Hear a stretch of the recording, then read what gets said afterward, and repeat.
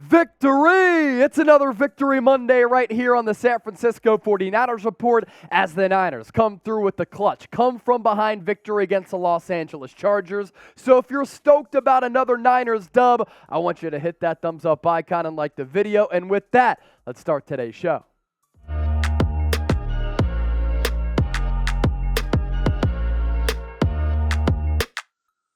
Today's 49ers Report is presented by LinkedIn Talent Solutions. Make the right hire and post your job for free by heading to linkedin.com/NFL Daily. When I was hired here at Chat Sports in March of 2021, I was the 8th employee. Now we have a bunch of new studios, and we have 20 people working for us here, and we've been able to make quality hires with LinkedIn Talent Solutions. We'll put that link in the comment section and the description of this video. Coming your way on today's show, some more takeaways from the 49ers win against the Los Angeles Chargers. According to Adam Schefter, Odell Beckham Jr. has the 49ers on his list of teams that he would like to sign with by the end of the month. And we also have to give some thanks to our Super Chat MVPs from our watch party last night. More than 40,000 people joined us. We were able to add to the minor helmet with all of your initials, and some big Super Chats came in the process. We'll pay thanks to all of those people at the end of the show. Before we officially get started, though, make sure you subscribe to the channel for videos every single day, year-round on the Niners. Interactive, informative, entertaining, news, rumors, analysis, live shows, and watch parties. With this video, we have to get to 67,000 subscribers. We are 86 people away, so lock us in and hit that sub button right now. More takeaways from the Niners win against the Chargers, and I want to start with this. Welcome back, Elijah Mitchell, making his return against L.A., playing for the first time since week 1, and I thought he was absolutely terrific against Los Angeles. So good that Kyle Shanahan went with him more so than Christian McCaffrey. Final tallies for Eli, who last year finished top 5 in the NFL among all running backs in rushing yards per game, and he picked up right where he left off. 18 carries, 89 yards, average yards per carry just a tick under 5, with his long being 12, and Elijah Mitchell continues to play really good football for this team. He is a wonderful scheme fit. The fact that the Niners got him all the way in the 5th round, he has proven to be a massive steal. And what I continue to like about Elijah Mitchell, this guy has really good speed. In the college ranks, he was running a 4.3 40-yard dash. That is translated to the NFL level. He's really decisive. And going back to my thoughts about him being a great scheme fit, it's not easy as a running back to play in this outside zone scheme under Kyle Shanahan. Trey Sermon really struggled with it. Elijah Mitchell has not. Hits the hole hard and quickly, and it seems as though anytime that Elijah Mitchell is bottled up behind or at the line of scrimmage, he finds some way to navigate among the bodies, and he turns a negative play into a positive play. And the common question that I was getting last night during our watch party as we were reacting to this game, where's Christian McCaffrey? Why isn't Kyle Shanahan using Christian McCaffrey? What Shanahan did is what I want to see more coaches do across the NFL. Don't go with the big name player.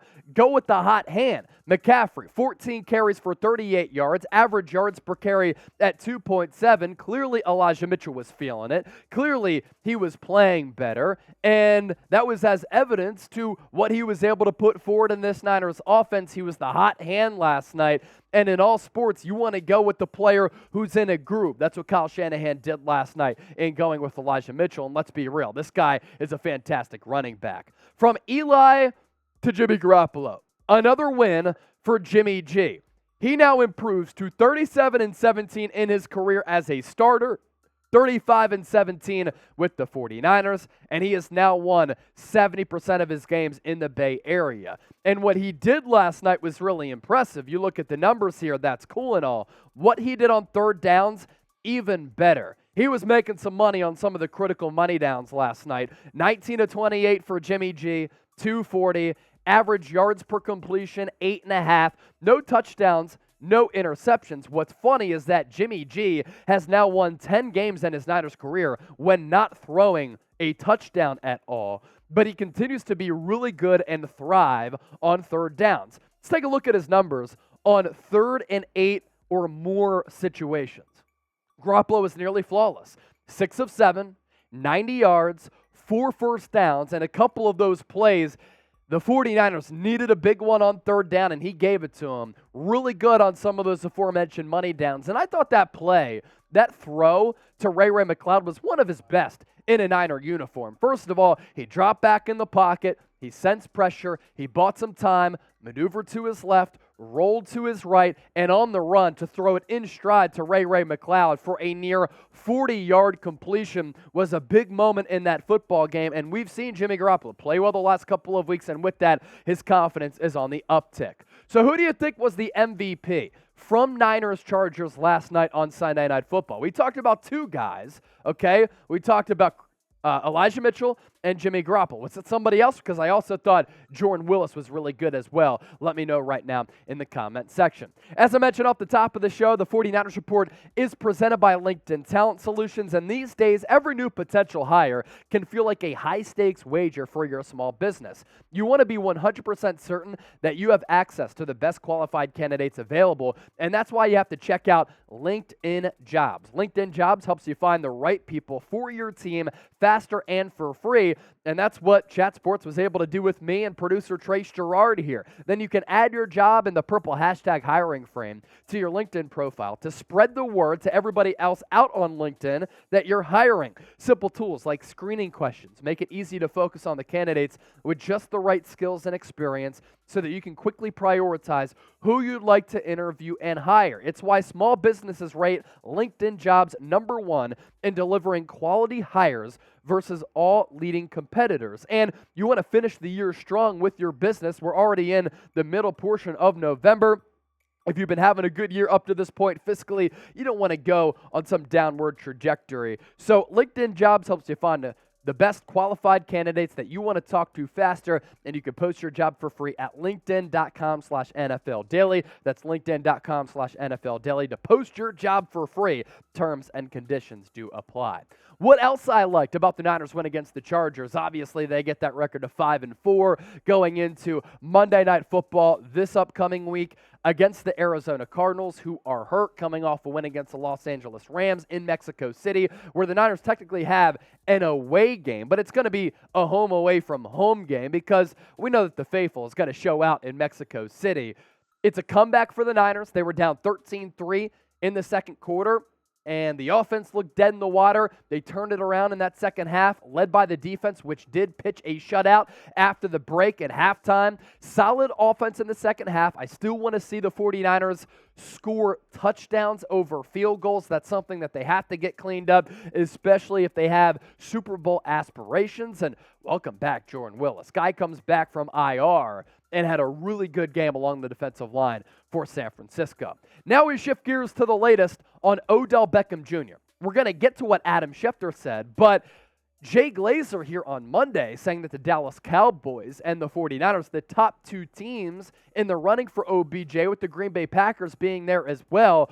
OBJ came out over the weekend that he has the Niners on his list of potential destinations, and he wants to sign by the end of November. This coming from Adam Schefter, that he'd like to make a decision over the next couple of weeks before the calendar month ends. He wants to play for a contender. And what's interesting here is that OBJ, who's coming off 2 torn ACLs, not consecutively, but 2 torn ACLs, wants a Chris Godwin or a Mike Williams type of deal, which would pay him around $20 million per year. I don't know if the 49ers are going to pay him that, but if he wants to take a veteran discount, they might bring him in because it could make sense to add yet another weapon to the semblance of weapons on this 49ers roster. OBJ's list as of right now, according to Schefter: Dallas Cowboys, Buffalo Bills, Kansas City Chiefs, the New York Football Giants, and the San Francisco 49ers. The Cowboys need a wideout. The Buffalo Bills need a backup wideout behind Stephon Diggs and are in Super Bowl contention. The same can be said for the Kansas City Chiefs. We'll see what happens with that Juju Smith-Schuster concussion. The New York Giants would be a reunion, and they're so razor thin at that wide receiver position. And then it's the Niners. As for what Schefter had to say about these latest OBJ rumors, the Rams and Green Bay Packers might also have been featured prominently in Beckham's list. Both as teams that fall further out of playoff contention, the less likely it is that Beckham will opt to sign with one of those franchises. He wants to play for a contender, and league sources are predicting that his eventual compensation package could be similar to the prorated basis of Chris Godwin as well as Mike Williams, who make about $20 million per year.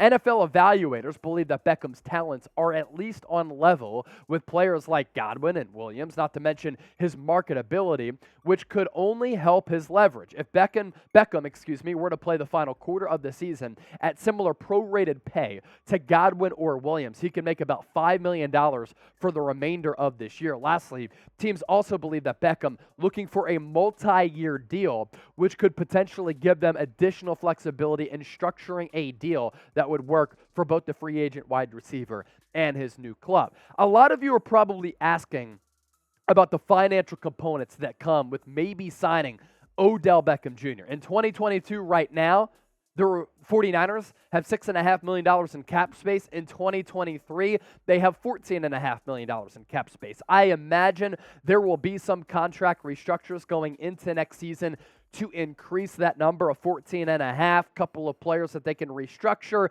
Christian McCaffrey's deal beyond this year is not guaranteed. I think there's going to be a new deal there, and then some other players on the team as well. And yes, OBJ would take snaps away from Juwan Jennings. Jennings had 4 catches for 40 yards against the Chargers and once again was terrific in some of the more critical moments of the game, and that's what he continues to do. But could OBJ help what is a struggling offense that really has been inconsistent, that in terms of putting points on the board has been somewhat lackluster? OBJ is a better player than Juwan Jennings. Juwan Jennings has been great for this football team, but he is not Odell Beckham Jr. So you put OBJ in the slot alongside Deebo Samuel. Brandon Ayuk, who over the last 4 games has averaged more than 80 yards receiving in every one of those contests, and George Kittle, who only had 1 reception last night, it could make this Niners offense even more dangerous and give opposing defenses something else to think about, which already right now is a handful. So, our last question for the homies: what should the Niners do with Odell Beckham Jr.? OBJ for sign him, no BJ for don't. Let us know right now and embrace debate down in the comment section. Look, we continue to talk about OBJ because the Niners are one of the rumored teams to be in on him as they chase another Super Bowl. To our Super Chat MVPs, we had some big action transpire during our watch party. Rick Neers sent us in a $100 Super Chat. But the biggest Super Chat of the night coming in from Patriot Fighter, $110. And in case you're not familiar, we've showed you this miner helmet during our watch parties and during some of our live shows. Every Super Chat that we get in, $20 or more, we put your initials on a gold sticker, and we put it right here on the miner helmet. As soon as we get this entire helmet filled with all of these Super Chat stickers, we are going to send this to the biggest Super Chatter. And as of right now, it's Patriot Fighter, the leader in the clubhouse, who took over for Rick Neers, as well as Ruben Bacanegra, who had previously sent in $100 Super Chat. So Patriot Fighter, make sure you get in touch with us, because as of right now, you would win the miner helmet. And if you want this miner helmet, the number to beat, $110. Tune into our watch party on Monday Night Football next week against the Arizona Cardinals.